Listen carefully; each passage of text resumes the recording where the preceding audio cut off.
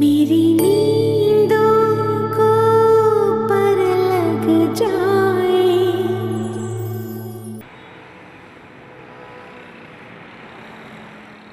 तुम आज भी उतने ही खुदगर्ज हो जितने शादी से पहले थे। तुम मर्द लोग खुद को समझते क्या हो? मालिक हो इस दुनिया के, खुदा हो तुम। क्या क्या हो तुम? क्या हुआ है? क्यों इतना गुस्सा कर रही हो? हाँ, गुस्सा करने का हक तो सिर्फ तुम्हें ही है ना। तुम मुझ पर चीख रही हो, मुझे बुरा भला कह रही हो। मुझे बुरा नहीं लग रहा, मगर यार ये कोई शराफत तो नहीं है कि तुम मुझे मेरा कसूर बताए बगैर मुझे यूं बातें सुनाई चली जा रही हो। अच्छा, बहुत बुरा लग रहा है ना? सोचा तुमने भी तो यही किया है। रूमी की बात सुनी थी, उसे अपनी सफाई में कुछ कहने का मौका दिया था? नहीं ना। ये दो जिंदगियों का मामला था, बने बनाए घर को टूटने से बचाने की बात थी। मगर तुम क्या जाने, घर टूटते हैं तो कितनी तकलीफ होती है। गोरी क्या हुआ है तुम्हारे साथ? तुम बताती क्यों नहीं हो? तुम चलो मेरे साथ, प्लीज एक दफा रूमी से मिल लो। तुम्हारी बीवी है वो, तुम्हें उसका नाम किसी और नाम के साथ लेते हुए जरा भी शर्म नहीं आती? उसने मजबूर किया है मुझे। तुम सब मर्द शक्की होते हो। तुमने भी अपनी आंखों पर शक की पट्टी बांध रखी है। इस पट्टी को उतार के देखो, तभी सही और गलत में तमीज कर सकोगे।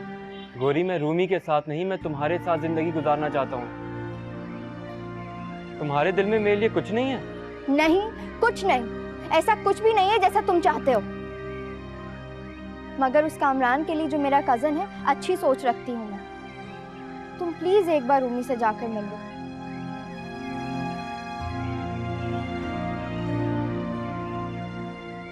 मुझे सोचने दो। सोचना क्या है? वो तुम्हारी बीवी है। अगर तुम उसको इस तरह बीच रास्ते में छोड़ दोगे तो वो बेचारी क्या करेगी?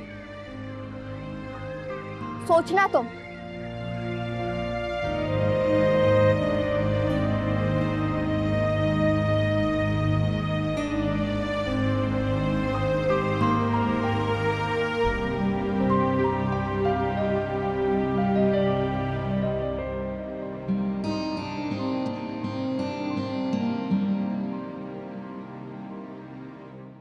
अस्सलाम वालेकुम।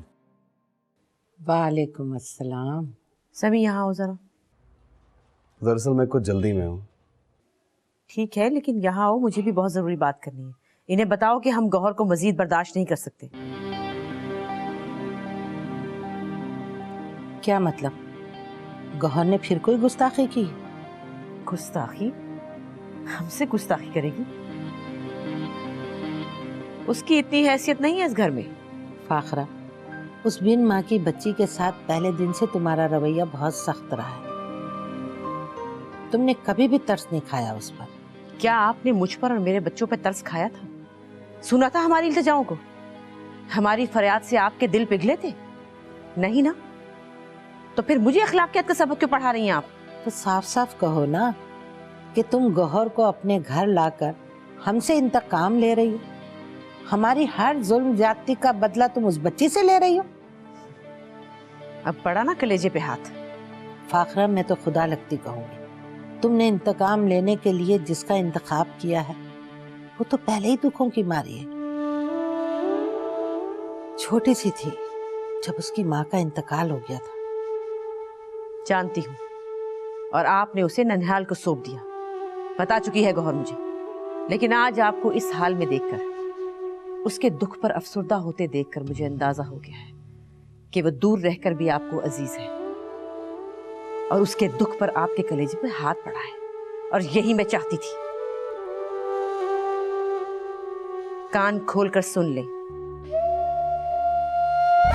समी उसे तलाक दे रहा है। तलाक दे रहा है? अरे कुछ तो रहम करो उस बेकसूर पर। इतना जुल्म मत ढाओ। अगर जहन पर जोर देने की जहमत करें तो याद आ जाएगा, कभी ये जुल्म आप लोगों ने मुझ पर भी ढाया था। उस जुल्म का भुगतान भी तो भुगता है हमने। मैंने मजलूम की तरफ से आंख फेरकर जालिम ताकतवर का साथ दिया था। मगर तुम नहीं जानती फाखरा, उस जुल्म की सजा कितनी भयानक थी। ये सजा मेरे बेटे ने ही नहीं, हमारे पूरे खानदान ने भुगती है। अपनी शादी के तीसरे ही रोज, बेटा समी, तुम्हारा बाप एक एक्सीडेंट में माजूर हो गया था, चल फिर नहीं सकता था। वो बिस्तर से लगा तो सारा कारोबार बर्बाद हो गया। वो औरत जिसके इश्क में अंधा होकर तुम लोगों से उसने ताल्लुक तोड़ा था, वो 2 महीने भी उसके साथ नहीं गुजार सकी, छोड़कर चली गई। और तुम्हारे बाप ने जिंदगी के आखिरी दिन बिस्तर पे लाचार पड़े तुम लोगों को याद करते बेबसी से रोते चिल्लाते गुजार दी। हम भी इस जुल्म में शरीक थे। हमारे घर में खुशहाली फिर कभी नहीं आई।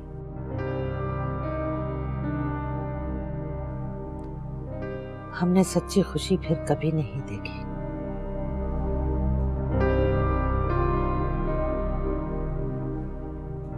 कभी नहीं देखी।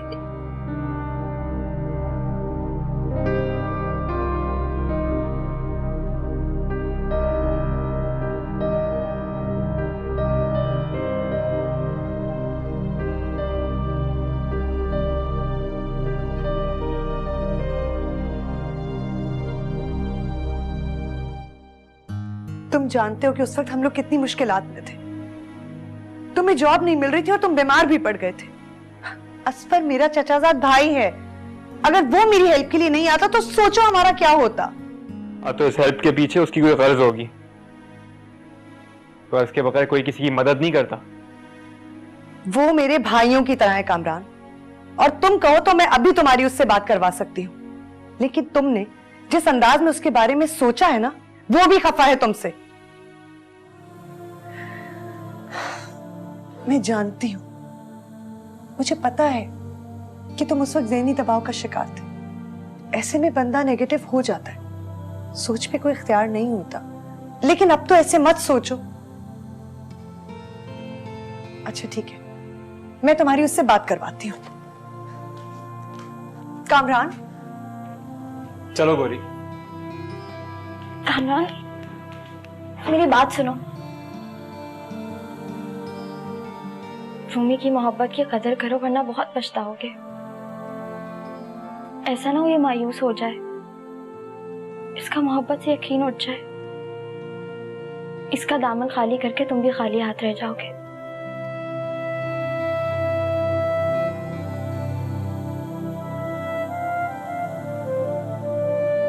ऑफिस से आते ही उसे लेकर निकल खड़ा हुआ।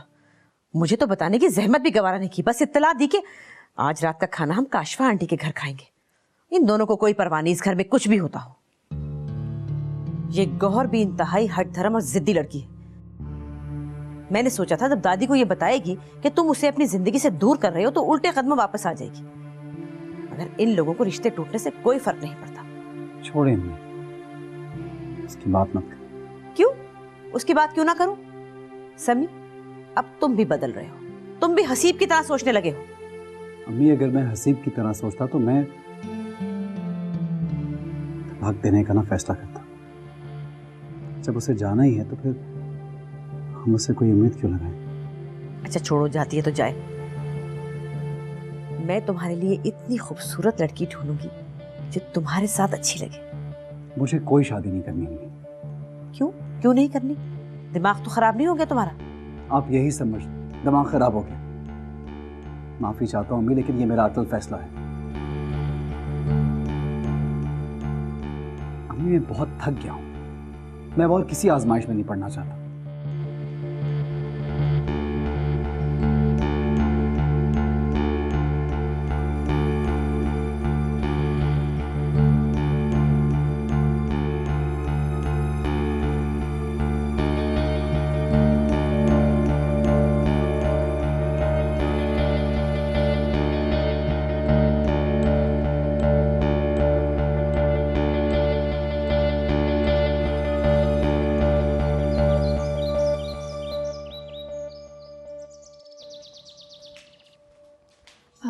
ममानी, मैं अपनी और नानी के लिए चाय बनाने के लिए जा रही हूँ, आप पियेंगी?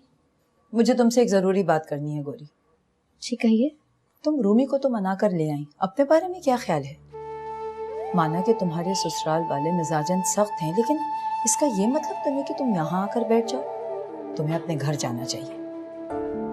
तुम्हारा घर अब तुम्हारा ससुराल ही है। कहीं जा रहे हो तुम लोग? जी अम्मी, जल्दी आ जाइए। अगर अंकल आसिफ ने उठने दिया तो? आप तो जानती हैं वो बहुत बोलते हैं। तुम भी कुछ कम नहीं बोलते हो। अच्छा जाओ, देर हो रही है। गोरी, तुम चलोगे हमारे साथ? नहीं, तुम लोग जाओ। अच्छा अम्मी, खुदा हाफिज। खुदा हाफिज।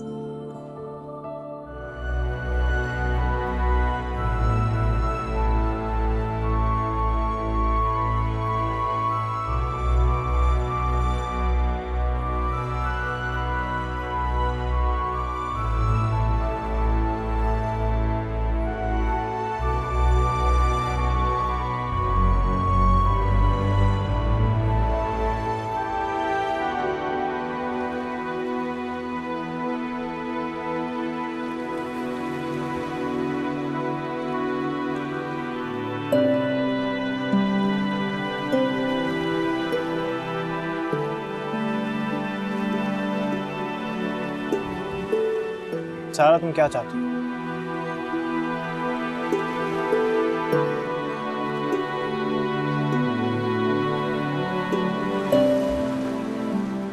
मुझसे शादी करने का फैसला भी तुम्हारा था। क्यों, इन डिटेल्स में मैं नहीं जाना चाहता और ना ही अब इसकी कोई ज़रूरत है। मैं समझता था कि तुम मेरे साथ मिलके मेरे घर के माहौल को बेहतर करने में मेरी मदद करोगी। हसी प्लीज, रहने दो इस लेक्चर को। तुम इस घर में अपनी मर्जी से रहती हो, अपनी मनमानी करती हो और फिर भी तुम नाखुश हो। जो तुम चाहती हो मुझे बताओ। अगर तुम मेरे साथ नहीं रहना चाहती तो भी बताओ। क्या बताऊं, मुझे खुद नहीं पता। तो फिर इस तरह नहीं चल सकता। मैंने बहुत सोचा है इस बारे में। मैं अपनी फैमिली से अलग नहीं रह सकता। अगर तुम्हें मंजूर है तो मुझे खुशी होगी, और अगर नहीं तो इस बार भी फैसला तुम्हारा ही होगा।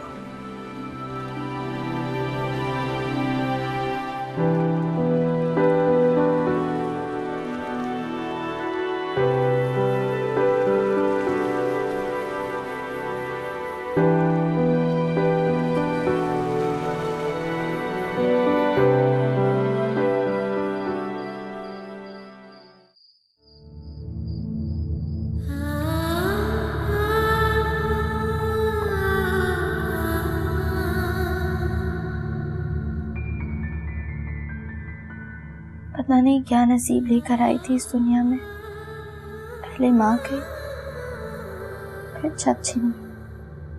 सारी जिंदगी दूसरों के एहसान लेती रही, ताने सुनते रही, और अब मेरी औलाद भी हमेशा अपनी माँ की तरह इस खुले आसमान के नीचे बेयारो मददगार रहेगी। मेरे खुदाया, क्या इस दुनिया में एक और गोरी आने वाली है? मैं क्या करूं, कहाँ जाऊं? पापा से बात करती हूँ, वो मेरी मदद जरूर करेंगे। आखिर मैं भी तो उनकी औलाद हूँ।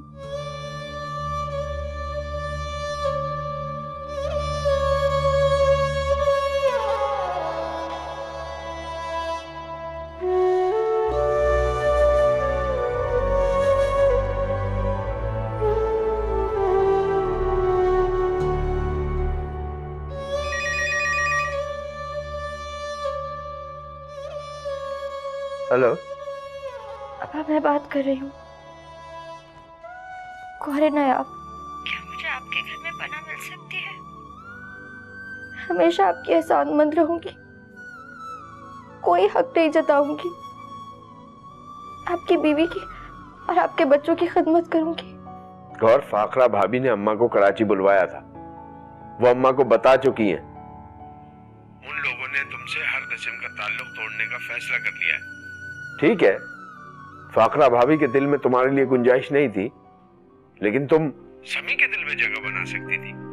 मैं समझता हूँ कि ये जो कुछ हो रहा है इसमें बहुत सा कसूर तुम्हारा है। अब्बा, मेरी बात तो सुने। मैंने बहुत कोशिश की, अब गलत बात नहीं करो। रास्ता भी तुमसे बहुत नाराज है। तुम्हारी बेवकूफी की वजह से न तुम्हारा भला हुआ न हमारा।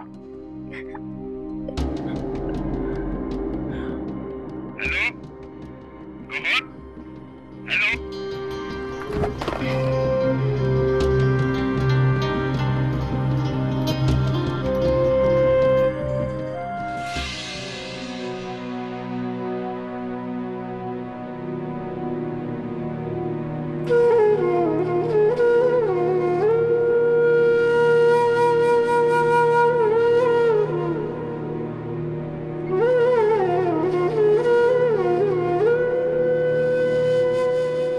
फाखरा, उस बिन माँ की बच्ची के साथ पहले दिन से तुम्हारा रवैया बहुत सख्त रहा है।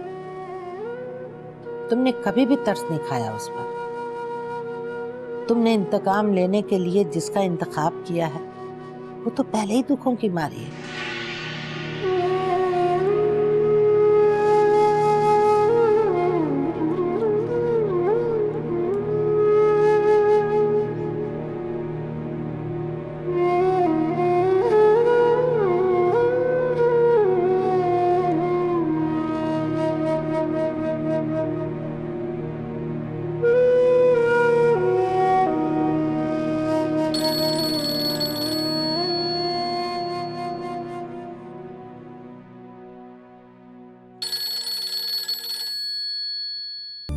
अम्मी, अम्मी।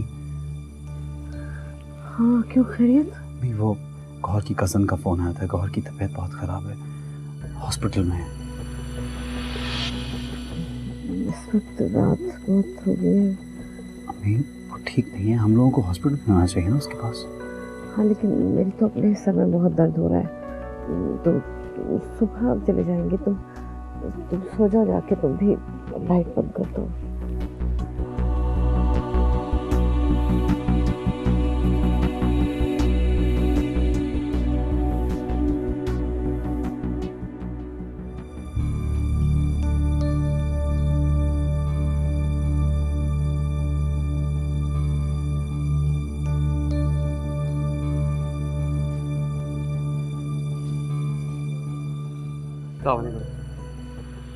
वालेकुम अस्सलाम। डॉक्टर साहब, ये गौहर के हस्बैंड। शुक्र करें आपकी वाइफ और आपका बच्चा मौत के मुंह से वापस आए हैं।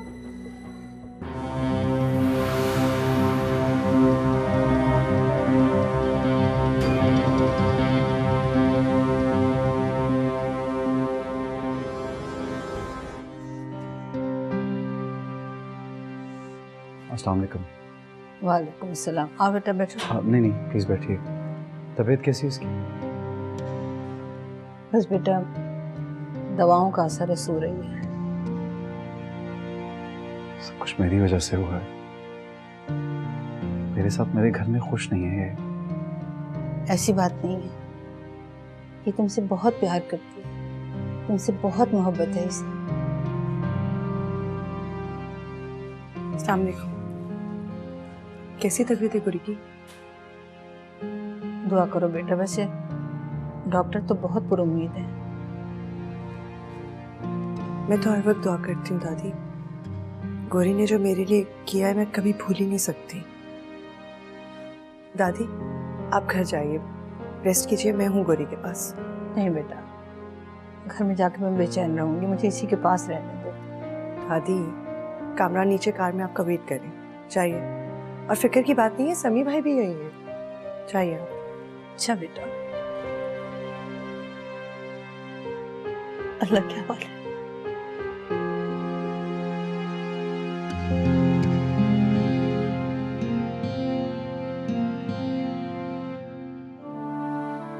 गौरी एक बहुत जिंदा दिल लड़की थी।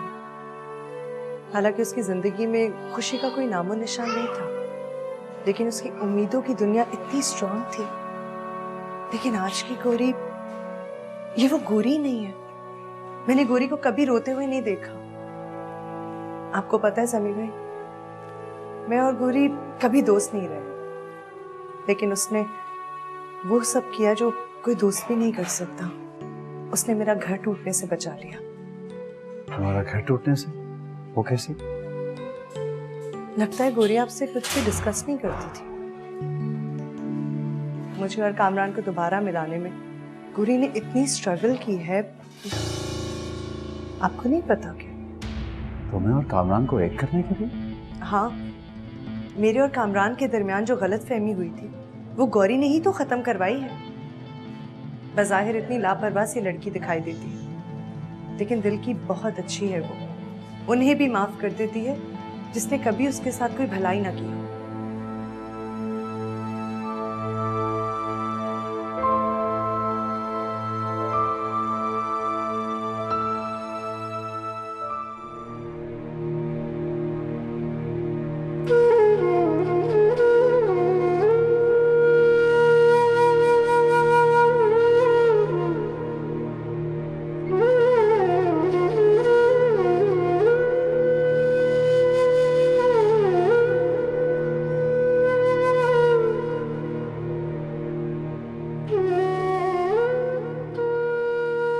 मुझे और कामरान को दोबारा मिलाने में गौरी ने इतनी स्ट्रगल की है,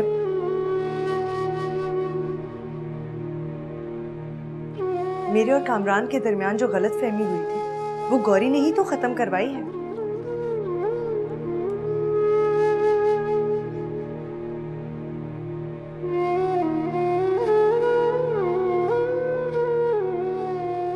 बज़ाहिर इतनी लापरवाह सी लड़की दिखाई देती है, लेकिन दिल की बहुत अच्छी है वो। उन्हें भी माफ कर देती है जिसने कभी उसके साथ कोई भलाई ना की हो।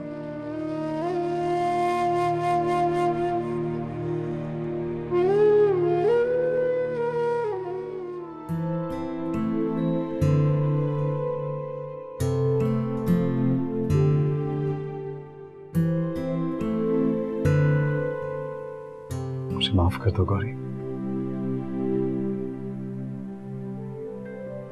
मैं बहुत तकलीफ पहुंचाई।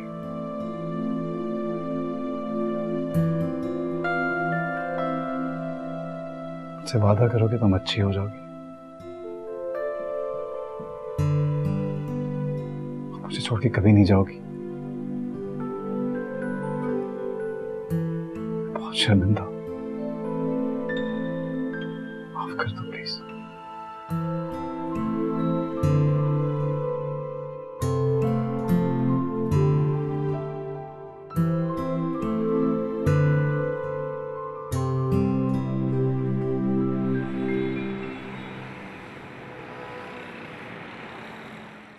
ज्यादा नहीं पिलाऊंगा, थोड़ा सा और पी लो। शाबाश, चलो।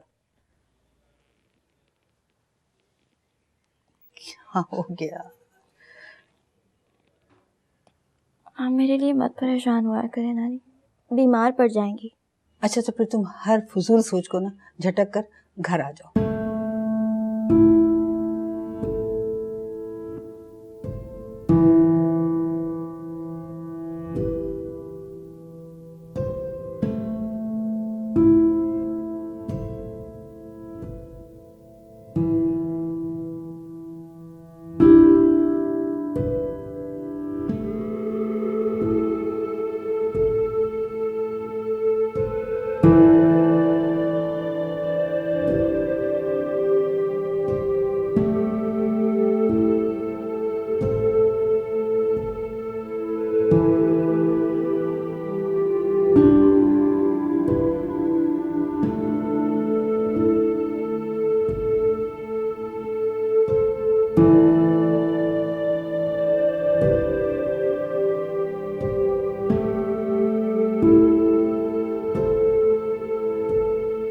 बेकार सोचे पाल रखी तुमने जहन में, और अपने साथ साथ हमारे बच्चे को भी परेशान कर रही हो। आपको अगर मेरी वजह से परेशान होना पड़ा है तो मैं माफी चाहती हूँ। तुम्हारी माजरत तभी कबूल होगी जब तुम फजूल की सोचे पालना छोड़ दोगी। आपको क्या लेना देना मेरी सोचों से? भूल गए रास्ता जुदा करने का फैसला कर चुके। महज फैसले से क्या होता है, रास्ते तो अब भी एक ही हैं। क्या तुम मुझे माफ नहीं कर सकती? मैं मजीद ख्वाबों में नहीं जी सकती। आप शौक से अपने फैसले पर अमल करें। अल्लाह की इतनी बड़ी दुनिया है, मेरी और मेरे बच्चे की कहीं ना कहीं जगह निकल ही आएगी। गौरी, सिर्फ एक बार एक बार मुझ पे भरोसा करके देखो प्लीज। अब तो मैं खुद पर भरोसा नहीं कर सकती, फिर आप पर भरोसा कैसे करूं?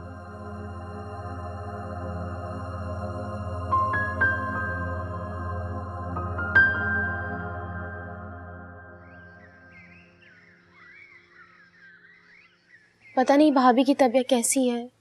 हसीब, तुम मेरे साथ हॉस्पिटल चलोगे ना? हाँ समी, कहाँ हो तुम कल से? एक फोन करने का भी टाइम नहीं तुम्हारे पास। आ तो गया मम्मी, खाना लगवा दें प्लीज, भूख लग रही है मुझे। तुमने जवाब नहीं दिया। मैंने पूछा कहाँ रहने लगे हो? मम्मी आपको पता है गौहर बीमार है, हॉस्पिटल में है, वहीं था उसके पास। बीमार है तो तुम क्या करते हो वहां? तुम तो उससे हर ताल्लुक खत्म करने का फैसला कर चुके हो ना? मैं एक बहुत बड़ा गुनाह करने जा रहा था अम्मी, मगर अल्लाह ने मुझे बचा लिया। मैं बेकसूर गौहर के साथ साथ अपने बच्चे को भी बेघर करने जा रहा था। खुदा मुझे माफ करे। बच्चा? कैसा बच्चा? मेरा और गौहर का बच्चा। गौहर मां बनने वाली है। समी, ये सब उस लड़की की चाल है। तुम्हारे पैरों में जंजीर डालने के लिए वो बच्चा पैदा करने जा रही है। मगर मैं उसके चक्कर में आने वाली नहीं हूं। तुम्हें उसको तलाक देनी होगी। आई एम सॉरी अम्मी, अब मैं ये जुल्म नहीं कर सकता। समी, तुम मुझे इनकार कर रहे हो? अपनी माँ को, अपनी माँ पर उस 2 टके की लड़की को फौकियत दे रहे हो? याद रखो, या तो वो तुम्हारे साथ रहेगी या मैं। अगर तुम्हें मेरा जरा सा भी ख्याल है तो उस लड़की को छोड़ दो। अगर अम्मी, अगर मगर कुछ नहीं, तलाक के पेपर पे साइन करो, उसके मुंह पर मारो। मम्मा, आप ये क्या कह रही है? जिस लड़की ने आपकी इज्जत बचाई, आपकी बेटी को गलत करने से रोका, आप उसको ही अपने इंतकाम का निशाना बना रही हैं? तानिया, क्या बकवास कर रही हो? खामोश हो जाओ। मुझे बोलने दे, मैं आज खामोश नहीं रहूंगी। अगर आज भी मैं चुप रही तो भाभी के एहसानों का बदला मैं कभी नहीं उतार सकूंगी। भाई, जिस दिन आपने भाभी को गेट पर जाने से डांटा था, उन पर शक किया था, उस दिन उन्होंने मुझे घर से भागने से रोका था। मैं अपने बॉयफ्रेंड के साथ घर से भाग रही थी। तानिया, चुप। बाहर वो मेरे बॉयफ्रेंड को डांटने गई थी। इस घर में उन्होंने कैसे कैसे इल्जामात सहे, लेकिन कभी भी मेरा नाम अपनी जबान पर ना लाई। सिर्फ आप लोगों की इज्जत की वजह से। जो इंतकाम आप उस बेकसूर लड़की से ले रही हैं, अगर वो चाहती तो उस दिन मेरा साथ देकर आपसे भी इंतकाम ले सकती थी, लेकिन वो हमारी जैसी नहीं है मामा। सुहेल वाला मसला भी उन्होंने ही रिजॉल्व करवाया। जिस फरिश्ते का मैंने आपसे जिक्र किया था मामा, वो कोई और नहीं, गौहर भाभी है। मामा, जिन लोगों से इंतकाम लेने के लिए आप बरसों जलती रही, कुदरत ने तो उनसे फौरन ही इंतकाम ले लिया था। आपने कभी सोचा ही नहीं कि आज आप और आपकी औलाद जिस मकाम पर है वो कुदरत की तरफ से उन मुश्किलात का इनाम है, मगर हमने कभी उसका शुक्र अदा नहीं किया।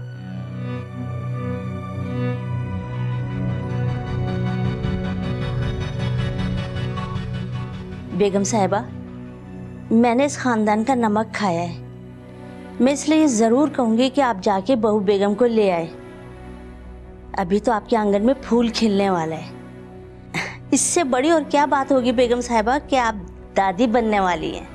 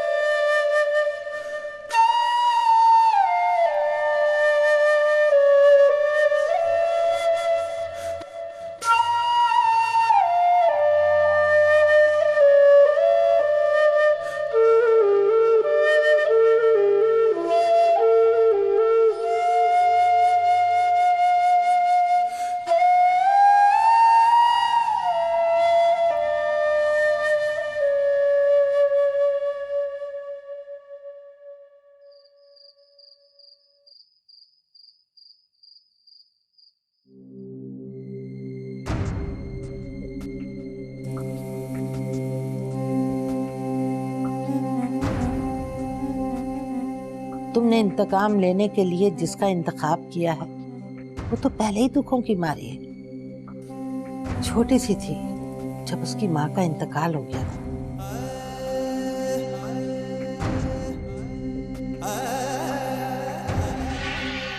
मैंने मजलूम की तरफ से आंख फेरकर जालिम ताकतवर का साथ दिया था।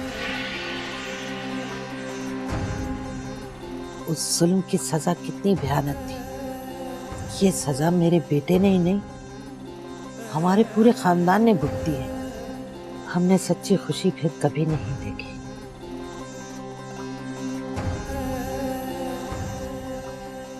मैं कैसी बदकिस्मत औरत हूँ, खुशी मेरे दर पर दस्तक दे रही है और मैं दरवाजे बंद किए बैठी हूँ। मैं दादी बनने वाली हूँ और अपने ही खून को धुतकार रही थी, जैसे सालिहा बेगम ने मेरे साथ, मेरे बच्चों के साथ और शायद गौहर के साथ भी किया। तुम जीत गई गौहर, मेरी नफरत हार गई।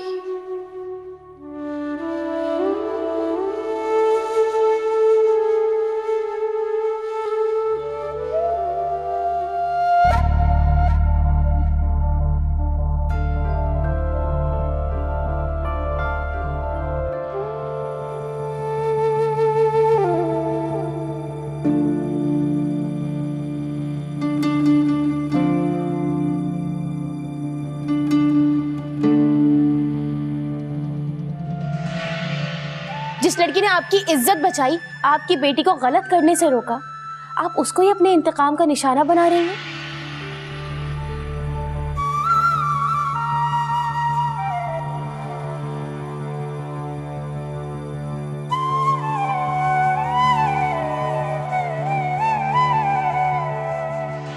अगर आज भी मैं चुप रही तो भाभी के एहसानों का बदला मैं कभी नहीं उतार सकूंगी। भाई, जिस दिन आपने भाभी को गेट पर जाने से डांटा था, उन पर शक किया था, उस दिन उन्होंने मुझे घर से भागने से रोका था।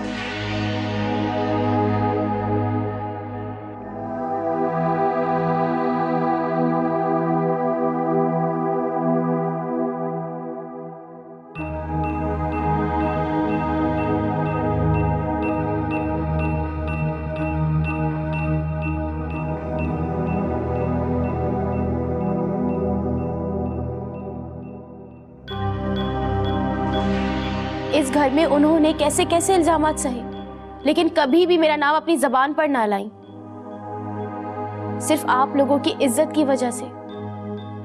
जो इंतकाम आप उस बेकसूर लड़की से ले रही हैं, अगर वो चाहती तो उस दिन मेरा साथ देकर आपसे भी इंतकाम ले सकती थी, लेकिन वो हमारी जैसी नहीं है मामा।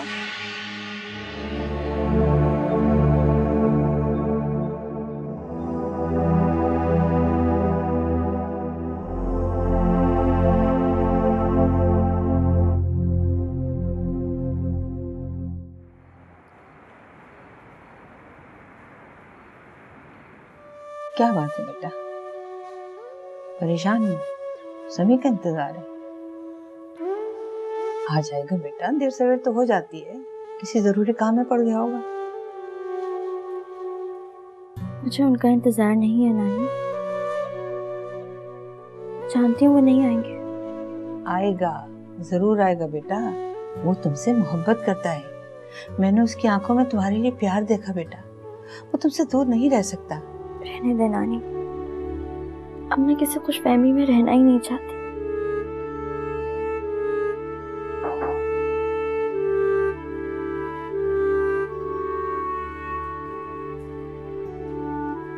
अस्सलाम वालेकुम।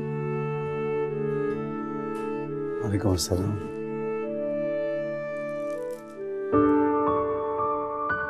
कैसी हो? ठीक हूँ। आप कैसी हैं? अल्लाह का शुक्र बेटा। डॉक्टर से बात हुई है मेरी, उन्होंने कहा है 2-4 दिन में तुम्हें घर भिजवा देंगे। बस बाद में तुम्हें अपना ख्याल रखना होगा।